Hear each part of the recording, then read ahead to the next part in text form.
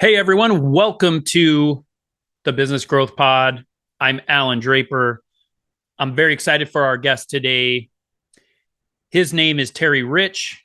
He's a speaker, author, entrepreneur, and has a drive for integrity and honesty. Love that. He's worked in the trenches, he's survived new business trends, and had success with generational changes, which is interesting, especially in the current environment.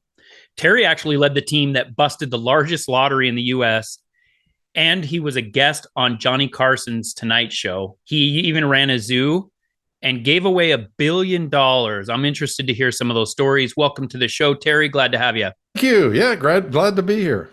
So I don't know where to start, but I want to hear about this lottery fraud. That's very interesting. Can you tell me a little bit about? I mean, your background. It sounds like it's vast. Maybe give us a hint into some of the things you've done, and then touch on that story.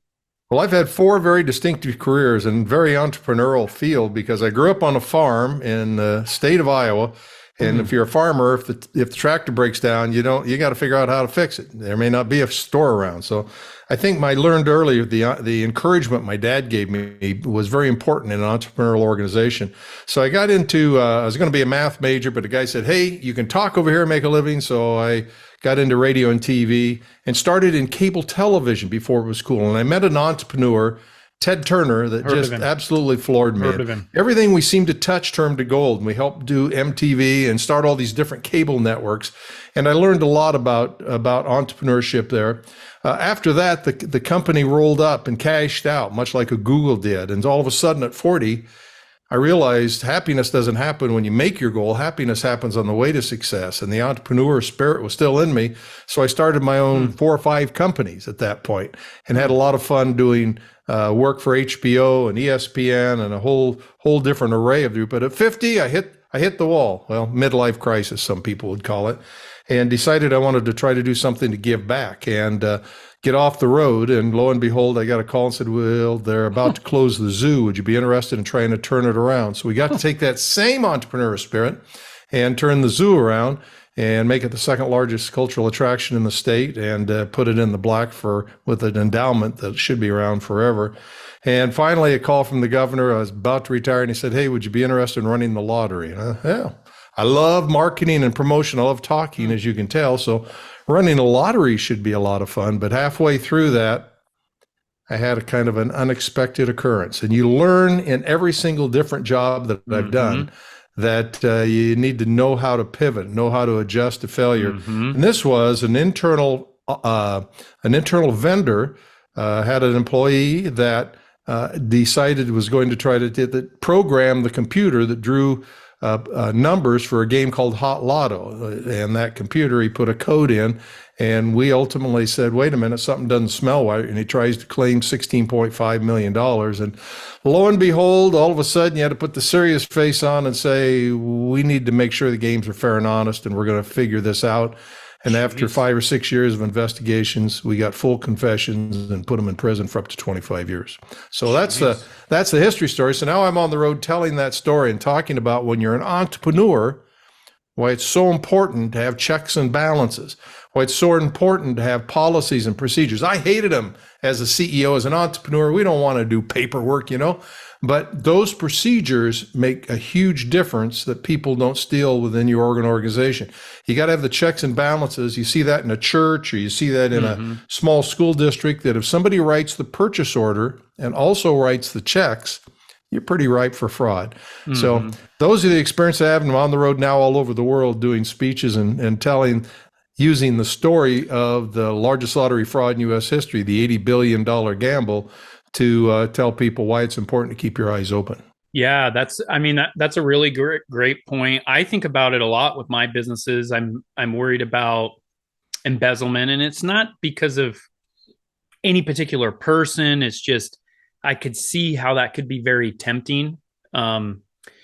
And early startups, they have a conundrum, right, Terry? Because they don't have the money a lot of times to fill every role that they're going to need in a couple of years, or even that they need right now. And when I started my first business, I was the, same guy doing payroll and everything else. And then eventually we had somebody doing payroll, but they were also the, accountant, closing the books. And I know that's very dangerous, but I like the point. Yeah, exactly. I like that point. It's a really good point for you entrepreneurs out there, that as soon as you can, make sure that you're dividing some of those responsibilities. I think Terry said checks and balances, making sure that not, the same person's not doing all of those things, to the extent that it's feasible. And a simple way to do that is that you sign the checks as the entrepreneur. They put everything together, but you get to see everything and you get the reports. You know, the American Association of Certified Fraud Examiners, they have a famous triangle that I like to use in my speeches. And that triangle has three things. You know, people worry about fraud outside, somebody hacking into your computers. Well, internal fraud, there are three things that usually mean that you might have internal fraud. One is the financial need. Now, you and I like to make money. We like to do things, and everybody would like to make a little more. But usually this happens when a really good employee goes through a divorce, alcoholism, drug abuse, gambling problems. So it puts them over the top that they just got to find some more money. Then the second leg of that is then they have to have the opportunity. And the opportunity is what you and I just talked about. There's no checks and balances. So they write the check, they write the PO. You see that in church secretaries, or they can put their hand in the till if it's cash, or a school district where they write the checks and the POs. So if you have the opportunity and you have the financial need, you need that third leg of the triangle, and that is rationale. At what point do you have the little devil on your shoulder say, wait a minute, you shouldn't do that? Or the little devil says, yeah, go for it. You know what? Joe over there makes more money. Look how much this entrepreneurial boss is making. Making a killing, not realizing all of the debt that you might have and everything else. And so that little devil is telling you, go ahead, you deserve it. And all of the fraud cases I saw, you can go right around that triangle and see why somebody does it. So if the financial need is there, and they have that break point, a really good employee that's doing really well, if they have that major event in their life, and then you have the checks and balances. And one thing that's really simple is just to have a policy when you hire somebody and tell them, if you steal something, you will be prosecuted and you may be fired. All it takes.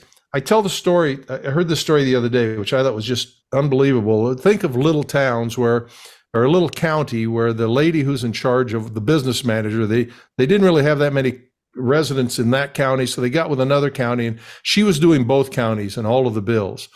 Well, there was one old county supervisor, and you can just see the old crusty guy, old, bald like me, and sitting there, and every once in a while he'd just perk up and say, you ain't stealing anything, are you? And the guy never read his minutes. He didn't read anything. He just once in a while just got cranky and said something like that. You know what? She stole hundreds of thousands of dollars, but she didn't steal it from his county. She stole it from the other. And in the rationale, it seems like in her mind, she was saying, somebody's watching me over here. So all you got to do is just have little innuendos. Hey, I think the auditor may come in. The external auditor's coming in this week. You know, hey, I need to check the balance. We're doing a little audit this month. All you got to say is things like that, and have them sign something to say, so they know they could be fired if they mess up. And you'll prevent over 50% of that internal fraud. That's a really good point. I want to go back to the rationale a little bit, and not just as it deals to embezzlement, but other things as an entrepreneur. So my first company was a startup. We, scraped together every dollar that we had to start our first business, which was actually in the pest control industry, if you can believe that. I was a practicing attorney, and I hung up my suit and tie to go start a bug company. And we've had a lot of success. We've been very blessed, and we've been able to do some pretty incredible things. I'm really into cars. I like, without getting into some of the specifics, I have some pretty flashy foreign vehicles. And I remember it was about 5 years ago when we bought our first one. 4 years ago, we bought our first well-known red foreign vehicle. And I had an employee that same day asked for a raise because I was able to buy this well-known red Italian vehicle. And I was so confused, Terry. I was so confused what I was able to do with my money had to do with him. Now, over the years since that has happened, I've started to understand it to some extent. But part of the problem was he was so naive. He wasn't there when I took $100,000 a year pay cut. He wasn't there when, I took my small kids, loaded them into the car and moved from Phoenix to Detroit. Wasn't there when I quit my legal job and had no guarantees. He wasn't there. And so for the listener, these moments are going to come when you have people that are trying to, I think take advantage is a little strong of a phrase, but they're trying to benefit from what you have done.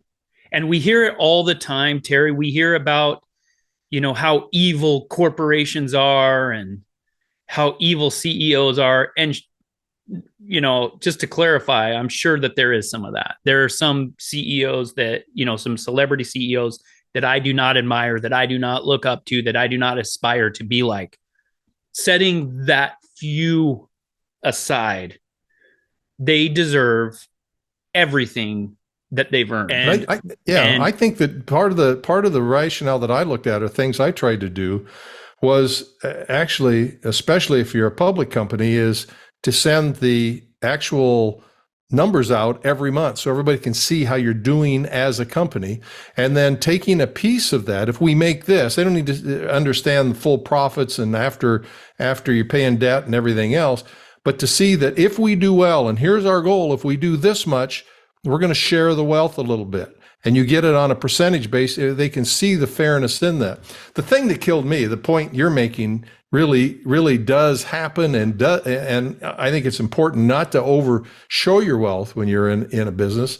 What's that balance, Terry? What's that balance? Because to be honest with you, what I've experienced, and I'm seriously wanting to know, I'm trying to get to this, because you have to strike this balance between, oh, okay, that's a company and an owner they're going to be able to pay my paycheck.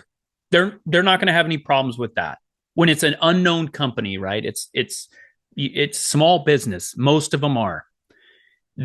Striking the balance between that and too much. What is it? I don't think it's as much money as just little things like if you've got the money and I've got the best desk and my office looks like over the top extravagant, you want to make sure they have the opportunity to have their work environment work better. I think the one piece that gets me every time is Christmas holiday parties where they bring the spouse and the spouse come in and they say, well, what are you going to have? You want them to have a nice meal, and what do you want on the menu? Typically, they'll always go to what's the most expensive. I need to do it to the man. I need to do it to the boss. We need to do it to the company because you're working too hard as spouses. And I couldn't ever figure out how to counter that except just to smile and say, I hope you all enjoy it, and whatever you order, just be sure to eat it. Don't order just because you want to order the biggest one. I also think that part of the key to success in starting a new company, when you start, I tell new entrepreneurs, don't immediately jump in and sell everything off right out of college, or if you've got 2 or 3 kids, go to work somewhere, because one, you're going to learn some of the best business practice. Find a company you respect in a business, learn everything you can there, have the business going, and then start your business at night and weekends so that you can have a cash flow when you get into it.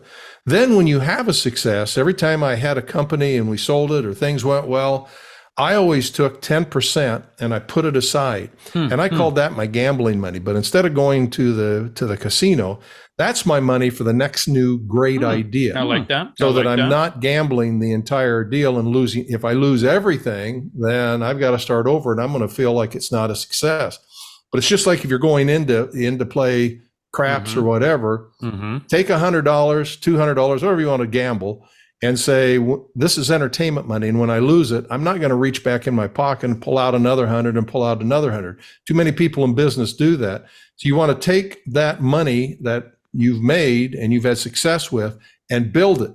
Just like any big company, they have research and development. I call it my next big idea, my next $1 million idea.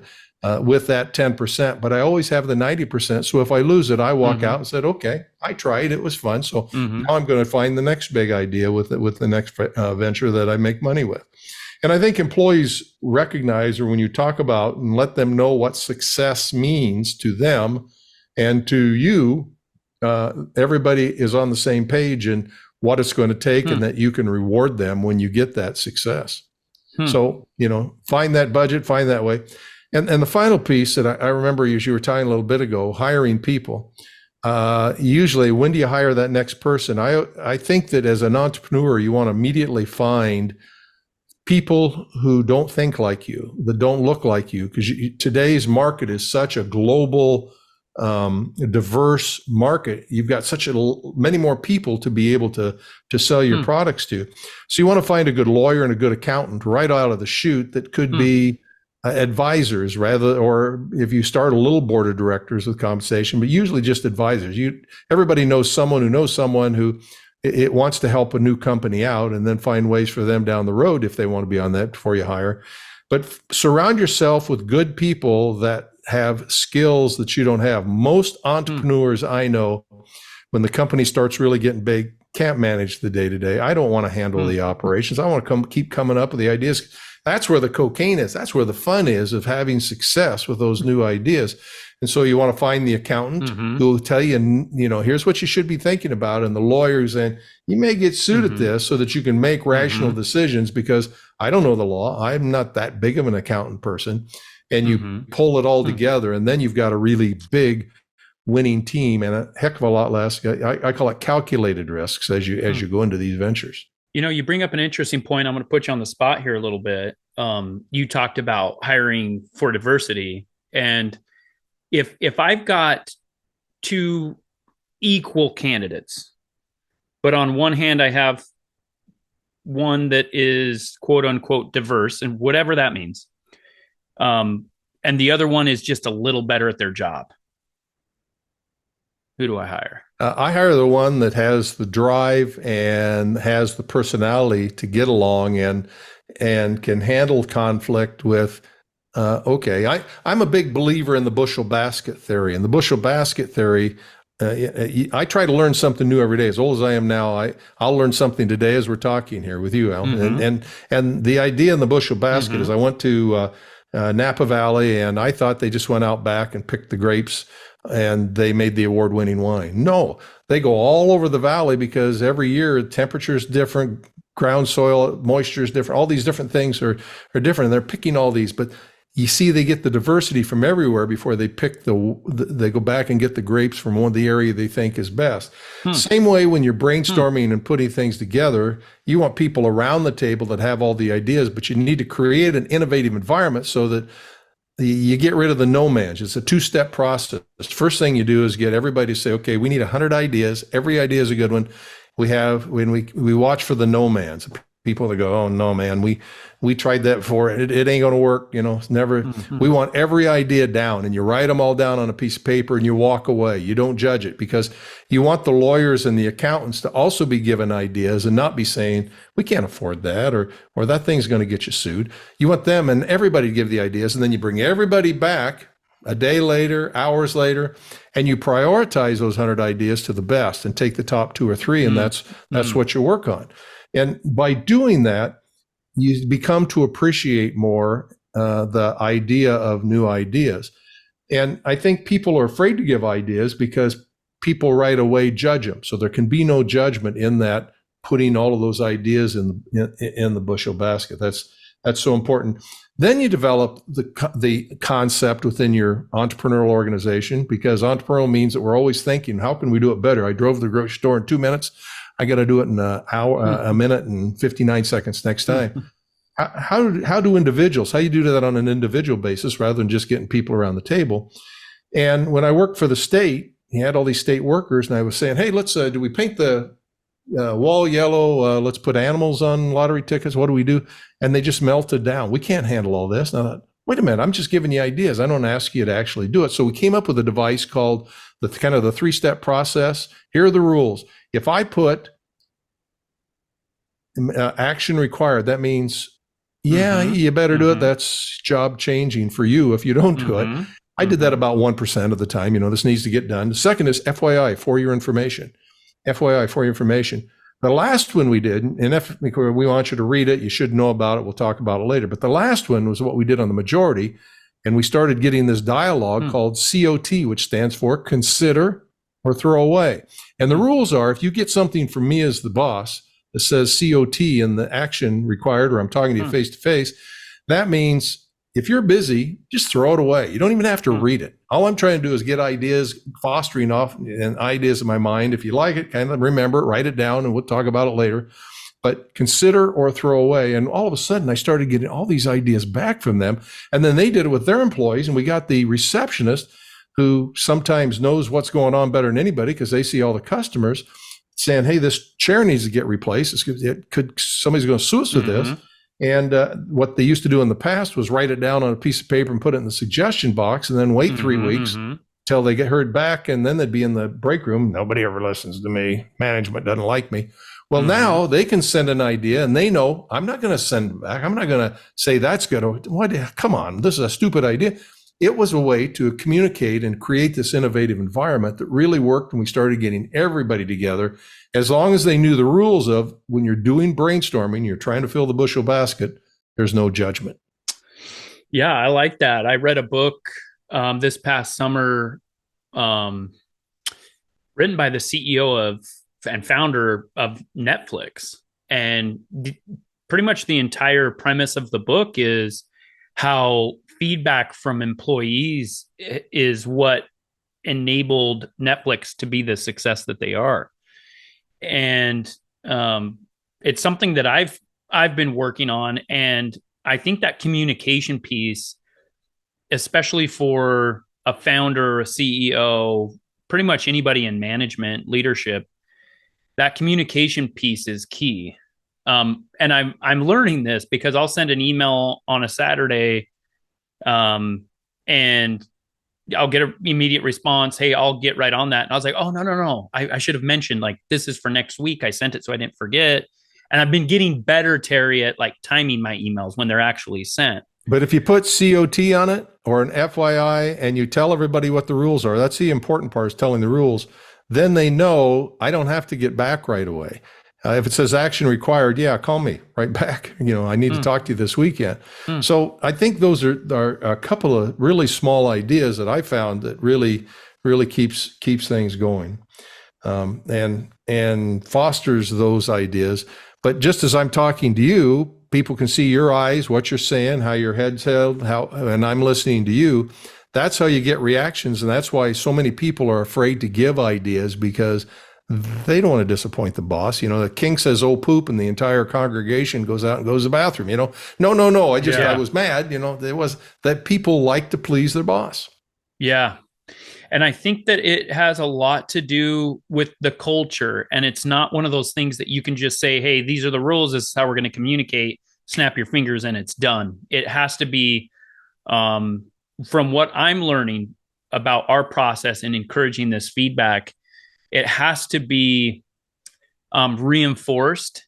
That feedback from them has to be valued. It has to be acknowledged. So those are some great tips. We're running short on time here, Terry, but I want to hear about the $80 billion gamble. Your book. I want to hear about kind of what it's about a little bit, maybe 5,000 foot view, and what you're doing to help entrepreneurs. So I have two different angles that I've gone in my life. It's mainly ideas. So I have a book, Dare to Dream, Dare to Act, which divides the two areas, starting with the ideas. And then people have a great idea. Everybody has $1 million idea, but they forget to act. So that book talks about innovation, the things you and I just talked about. The $80 billion gamble was the gamble that the industry took, that when we went after this large fraud, we were taking in $80 billion a year.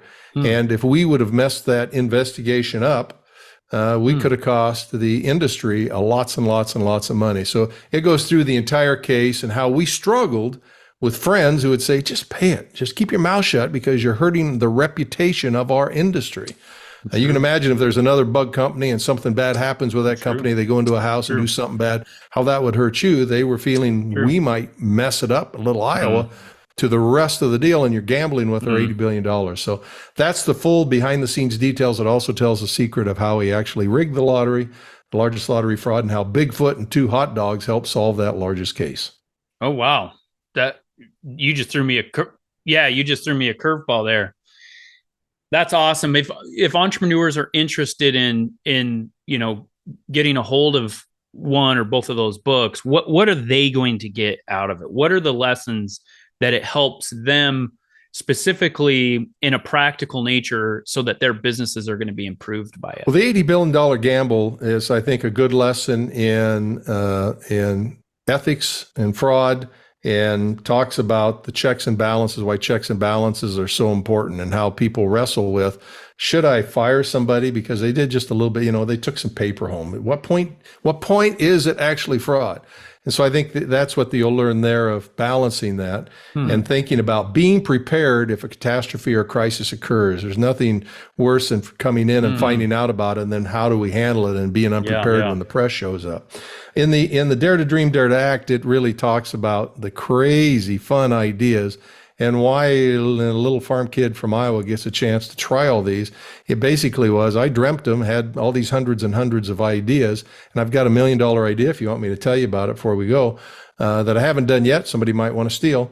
But when you get an idea, the second step is just as important, and that's daring to act. I've tried a lot of crazy things, and when I have success, people remember me. When I've had failures, they don't remember those. They remember the successes.